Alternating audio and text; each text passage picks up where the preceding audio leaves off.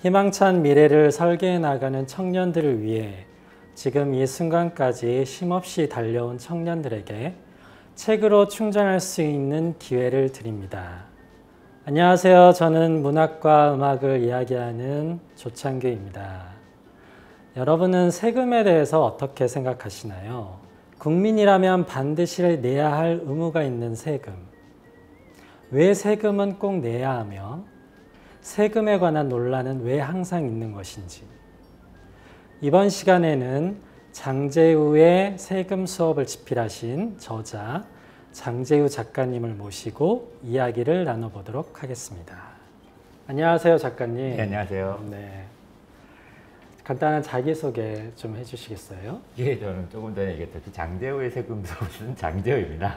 뭔가 돌림노래 같네요. 예, 그래서 덕분에 이렇게 좋은 자리까지 나오게 됐습니다. 작가님께서는 방송 출연을 자주 안 하신다고 제가 들었는데요. 오늘 네네네. 출연해 주셔서 정말 감사합니다. 아, 저도 감사합니다. 작가님께서는 청년이셨을 때 독서를 많이 하신 편이었나요? 아니요, 솔직히 독서 많이 못했어요. 예, 저는, 네.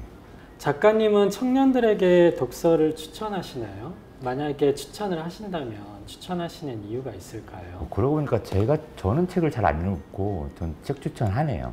너무 영상시대인 것 같아. 네네네. 책으로 얻을 수 있는 게 분명히 있는데 네. 얻을 수 있는 게 서로 다르거든요. 네네. 영상으로 얻을 수 있는 거, 책으로 얻을 수 있는 거 이렇게 골고루 얻었으면 좋겠다 이런 생각을 하네요. 근데 이런 말 하기엔 저도 젊을 때 책을 잘 안 읽었습니다. 그럼 혹시 작가님의 이 세금 수업이라고 한 책도 네. 초반에 그렇게 독자로 하여금 집중할 수 있게끔 그렇게 열심히 썼습니다. 그렇게. 도입부부터 네. 역시 세금을 좋아하시는 분들이 많지 않아서 네, 네, 도입부부터 네. 좀 재밌게 쓰려고 노력을 했어요. 네, 그렇군요. 예. 네. 혹시 작가님께서 지금까지 읽어보셨던 책 중에서 네네네. 가장 감명 깊게 읽은 인생의 책이라고 할 수 있는 책이 있다면 어떤 책일까요? 책을 써놓고 인생책이 뭐냐 물어보니까 나 뭐지? 이런 생각이 드는데요. 네네. 그냥 제가 책에서 제일 많이 인용했던 책을 얘기할게요. 꼭 인생책이라고 해도 책에서 제일 많이 인용된 책은 스웨덴 3인당의 전직 총리인데요. 한국으로 치면 대통령이죠. 총리는 거기 내각제니까 총리가 이제 3인당에 대해서 쓴 책이에요. 3인당은 어떤 정당이며 3인당의 주관 이념은 무엇이며 이런 것은 사회민주주의란 무엇인가라고 한국에 번역되어 있는데요.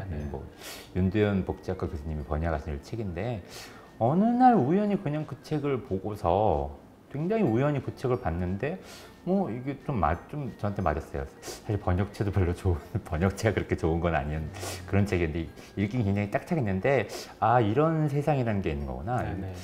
좀 처음 접하는 세상에 대한 이야기들을 그 나라에 이제 총리까지 한 정치인이 이렇게 직접 적은 게 신기하기도 하고 정치인이 이런 책을 쓰는구나.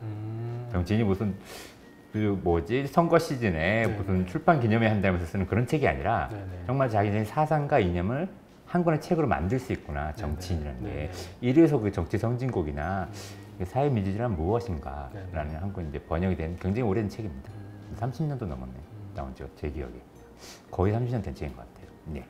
제가 지금까지 이제 많은 작가분들에게 인생의 책이 무엇이냐라고 이렇게 물어봤었는데 지금 장제우 작가님께서 답변하신 그 책이 제가 지금까지 들었던 인생의 책 중에서 가장 특별하고 독특한 책인 것 같습니다. 감사합니다. 네. 그렇다면 이제 본격적으로 작가님께서 쓰신 장제우의 세금 수업에 대해서 이야기를 나눠보도록 할 텐데요. 먼저 장제우의 세금 수업이 청년의 날 추천도서 100선에 선정되신 것을 매우 축하드립니다. 예, 고맙습니다. 네. 소감이 어떠신가요? 예, 굉장히 감사하고 또 청년분들한테 미안하네요. 이게 제 책이 나왔을 때 제가 약간 에피소드가 이게 세금에 대한 책이라 세금 분야의 순위를 따로 보았더니 따로 이렇게 모아놓은 유명 서점들에서 세금 분야 관련 10선 순위를 했더니 제 책이 2등인데 제 책만 빼고 나머지 모든 책이 다 세테크 어떻게 절세를 하는가 다 이런 거였어요. 근데 제 책은 그 정반대죠. 제 책도 일종의 세테크예요. 근데 세금을 줄이는 세테크가 아니라 세금을 늘리는 세테크에 대한 그런 책이죠. 이게 청년분들이 그 별로 좋아하실 많은 청년분들이 그렇게 흡족해 하실 만한 내용은 아닌데 요즘 청년분들 뭐 코인이다 뭐 이런 재테크 많이 하시는데 근데 청년분들이 그럼에도 불구하고 삶이 좀 어렵잖아요. 그런데 이렇게 세금을 줄여서 자기 스스로의 삶을 위한 재테크도 좋은데 세금을 늘려서 나와 모두를 위한 그런 재테크와 재테크도 존재하고 이게 사실은 우리에게 굉장히 좋은 길이다. 예, 그런 말씀 드리고 싶네요. 작가님의 이 세금 수업이라고 하는 책이 지금 현재 어떤 재테크라든가 이런 트렌드하고는 약간 좀 결이 다르기 때문에 오히려 더 독자분들에게 주목을 받지 않았나 저는 또 그렇게도 생각을 합니다. 네. 그렇다면 이 세금 수업에 대해서 간단하게 소개를 좀 해주시겠어요? 제가 좀 전에도 말씀드렸지만 이게 굉장히 문제가 많은 책이에요. 세금을 누가 좋아하겠어요? 세금 내는 걸 누가 좋아하겠어요? 맞습니다. 세금 내는 거 그렇게 물론 세금 내는 걸 좋아하는 희한한 나라들도 있긴 합니다. 있기는 한데요. 근데 그 전반적으로 대부분의 나라들이 다들 세금 내는 것뿐만 아니라 다들 싫어하는데 그럼에도 불구하고 이 책은 세금을 우리가 늘리는 게 좋다. 그것도 우리 모두의 세금을 조금도 아니고 많이 늘리는 게 지금 한국에서는 굉장히 좋은 방법이다 라고 얘기를 하는 좀 반사회적이고 반대중적인 책입니다. 네, 그렇습니다. 작가님께서 얘기하신 그 세금을 내는 걸 좋아하는 국민들이 있다면 북유럽 국가 그쪽은 북유럽은 가리지 않고 항상 세금 많이 내는 걸 좋아하는 건 아니에요. 그들의 시기적으로 달라지는데요. 예를 들어 스웨덴을 예를 든다면 지금은 스웨덴 국민들은 뭐 항상 가방수 이상이 60, 많을 때는 70, 나 세금 더 내도 좋다 이게 나와요. 근데 항상 그랬던 게 아닙니다. 과거에 지금 스웨덴이 지금은 한 OECD에서 한 6번째 정도로 세금을 많이 내는데요.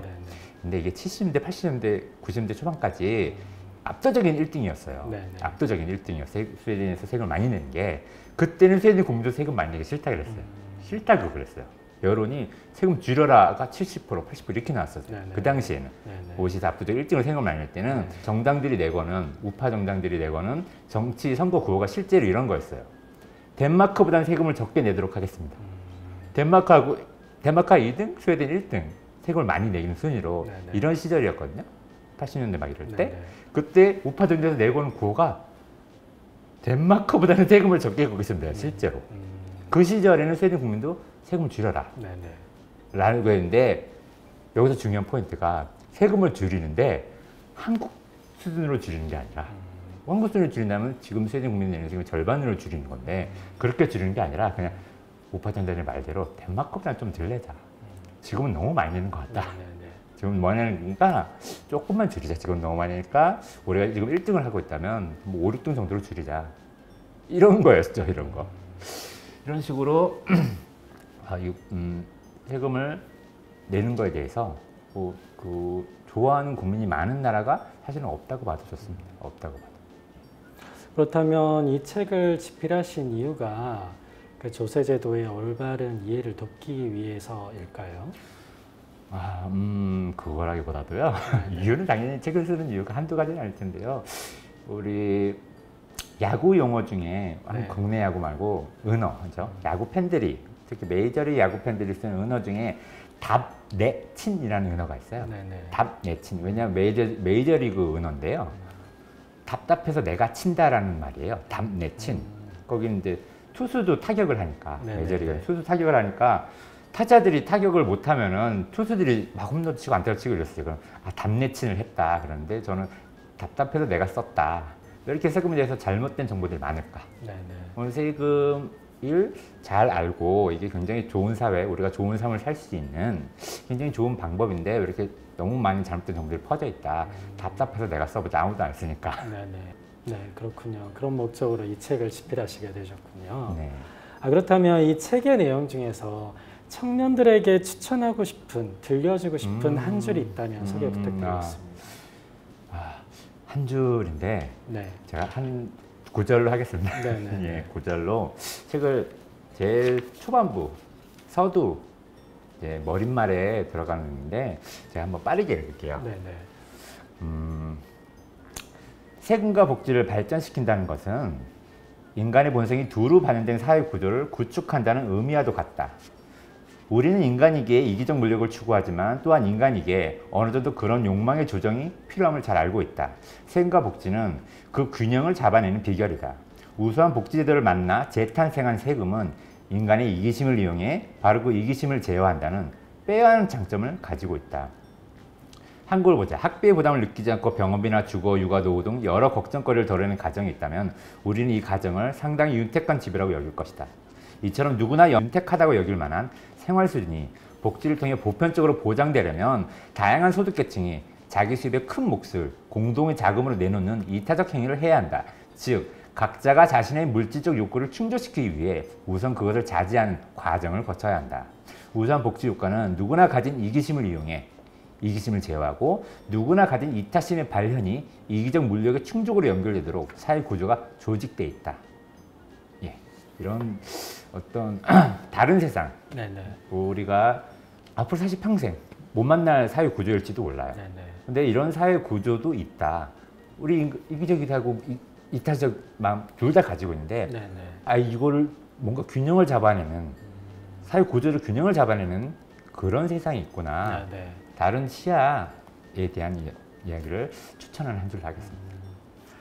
저는 이 책에서 그 감명 깊게 읽었던 문장이요. 복지는 무상이 아니다. 그 문장하고요. 네. 죽음과 세금은 피할 수 없다. 이 두 문장을 저는 굉장히 감명 깊게 읽었습니다. 네네네. 네네. 그래서 정말 복지에는 공짜가 없구나 네. 이런 생각이 들었고, 그리고 이 사회를 구성하는 인간이라고 한다면 반드시 세금을 내야 되겠구나 이런 것들을 정말 깊게 깨닫게 되었는데요. 세금에 대해서 연구하시게 된 계기가 무엇일까요? 원래는 세금을 연구한 건 아니었고요. 네네. 직장 생활하다가 아, 왜 이렇게 우리는 격차도 이렇게 심하고 삶이 좀 이렇게 직장 생활이 이렇게 노동 시간도 길고 왜 이렇게 그러냐?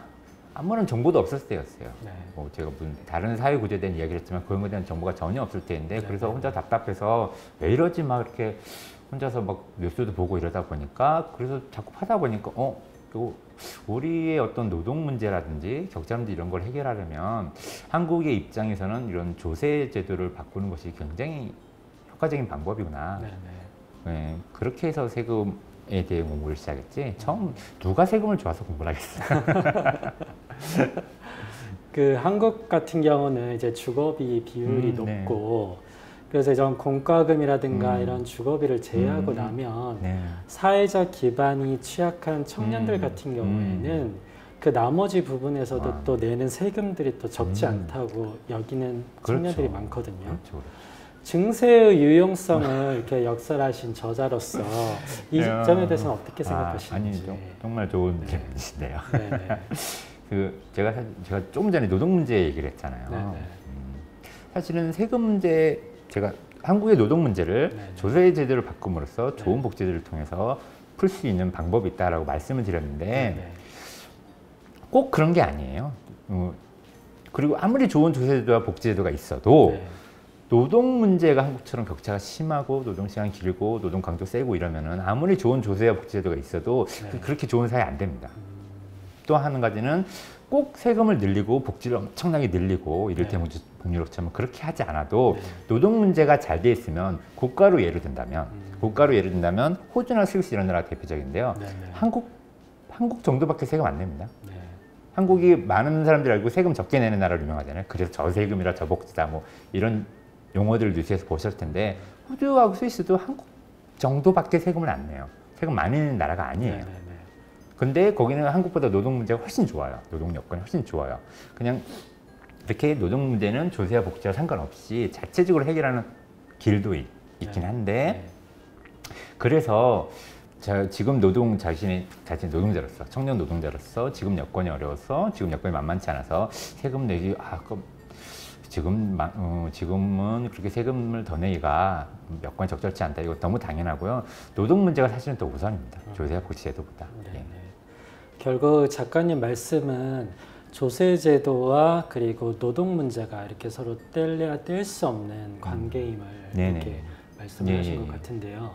이 책에 보면 외국의 그런 성공한 그런 조세제도와 복지 모델들이 나와 있는데 사실 그런 외국의 성공한 사례들을 한국에 적용하기에는 약간 무리가 있을 너무 것 어렵죠. 같아요. 이거는 네. 제가 방금 전에 한 답변하고 연결이 되는데 노동 문제가 네. 아니 누구라도 지금 네. 예를 들면 한국에서도 조세정 굉장히 심하지만 네, 네. 소득 계층이 올라갈수록 그거 약해집니다.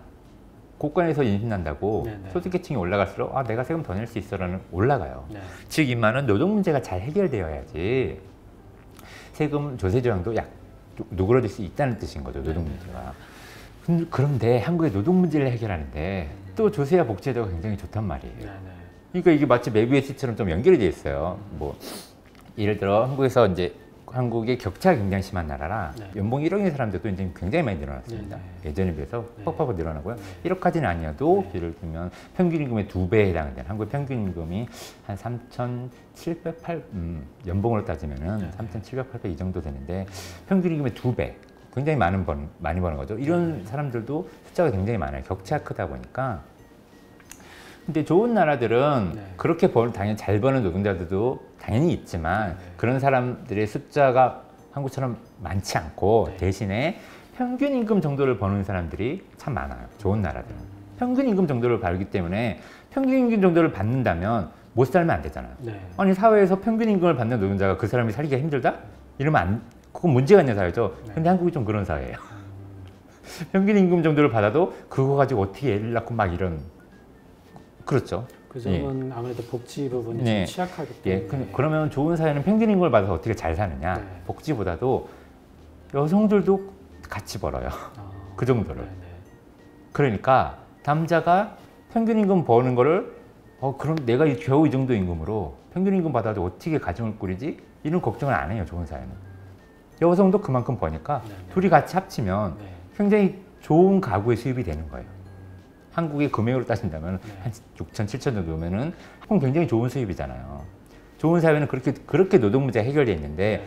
그러면은 남자 말고 여성도 일자리를 많이 나가려면 여성의 노동 문제를 해결하는데 역시 무슨 보육복지 이런 것만으로 해결되는 건 아니지만 굉장히 중요한 요인이잖아요.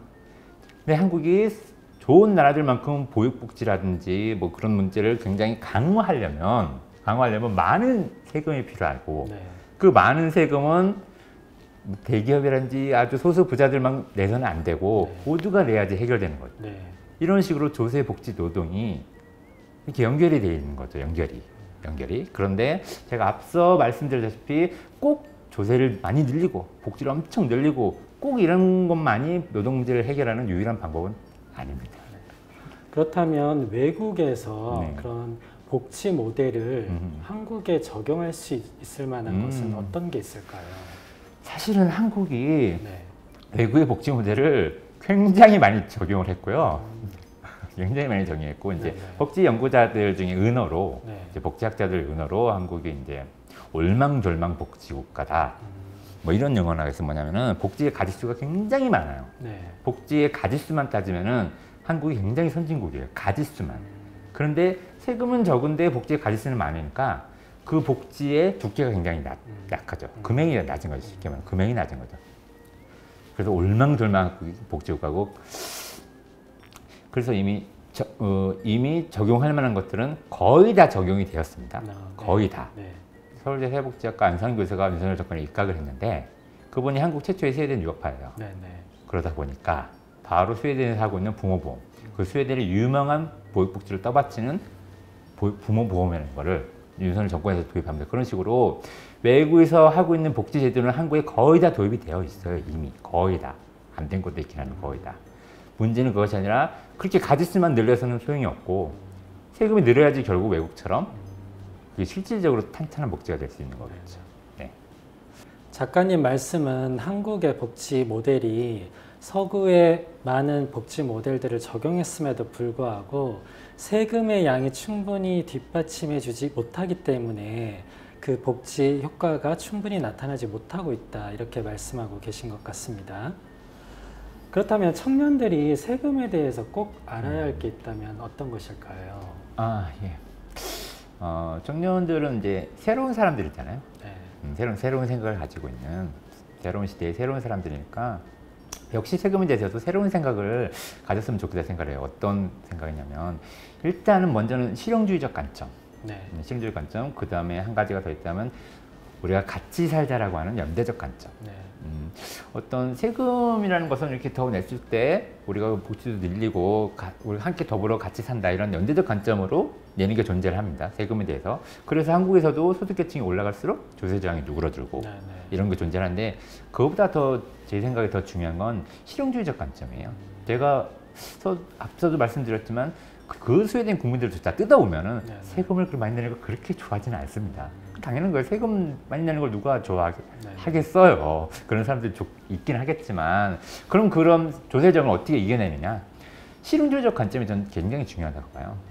세금을 늘렸을 때 우리가 세금을 늘렸을 때 내 세금을 늘렸을 때 무엇을 얻을 수 있는가. 내 삶은 어떻게 좋아질 수 있는가. 우리가 어떤 좋은 사회를 만들 수 있는가. 네. 이것은 단순히 복지가 늘어난다 이런 관점이 아니에요. 단순히 그 정도 관점으로 세금을 늘린다라는 것이 아니라는 그 얘기가 그 얘기에서 멈추지 않는다는 것이 책에 많이 담겨 있죠. 네. 이런 세금을 늘리면서 우리가 무엇을 할 수 있는가에 대한 네. 실용주의적 관점. 네. 이런 관점이 한국에 너무 부족한데 청년분들은 새로운 사람들이니까 그런 새로운 생각을 세금에 대해서 했으면 좋겠습니다. 네. 결국 세금을 통해서 실용주의, 그러니까 세금의 혜택을 어떻게 볼 것이냐, 그리고 가치연대를 작가님께서는 강조하신 것 같습니다. 오늘 장제우 작가님 모시고 세금에 관해서 많은 이야기를 나눴는데요. 청년들이 이 책을 읽었으면 하는 이유는 무엇일까요? 이 책을 모든 책이 다 그렇겠지만 이 책 역시 이제 사고의 지평을 넓혀줍니다. 이 책 역시 세금에 대해서 내가 알았던 게 다 구라 아니었는가 이런 생각을 하실 수 있을 만큼 우리 한국에 너무 많이 퍼져 있는 잘못된 이야기들, 정보들 상세하게 이렇게 풀어주고 있습니다. 좋은 말씀 감사합니다. 저도 장제우의 세금 수업 이 책을 읽어봤는데요. 제가 알지 못했던 세금의 여러 가지 종류, 간접세, 부가가치세 이런 것들에 대해서 많이 알게 됐고 또 조세 저항이라든가 또 실용주의 그리고 또 가치연대 이런 것들에 대해서도 세금에 대해서 충분히 깊게 알 수 있었던 좋은 책이었던 것 같습니다. 그럼 마지막으로 청년들에게 한 말씀 해주시겠어요? 제가 무슨 청년들한테 무슨 한 말씀할 그런 자격이 있는 사람 아니고요. 그렇게 녹록한 시대가 아닙니다. 근데 다 같이 지혜를 모으면 또 좋은 세상을 만들 수 있다. 그런 이야기를, 그런 희망을 품고 살아보자. 이런 얘기하겠습니다. 네, 오늘은 장제우의 세금 수업을 집필하신 장제우 작가님 모시고 많은 이야기를 나누었는데요. 작가님 이 영상을 시청하시는 시청자분께 한 말씀 해주시겠어요?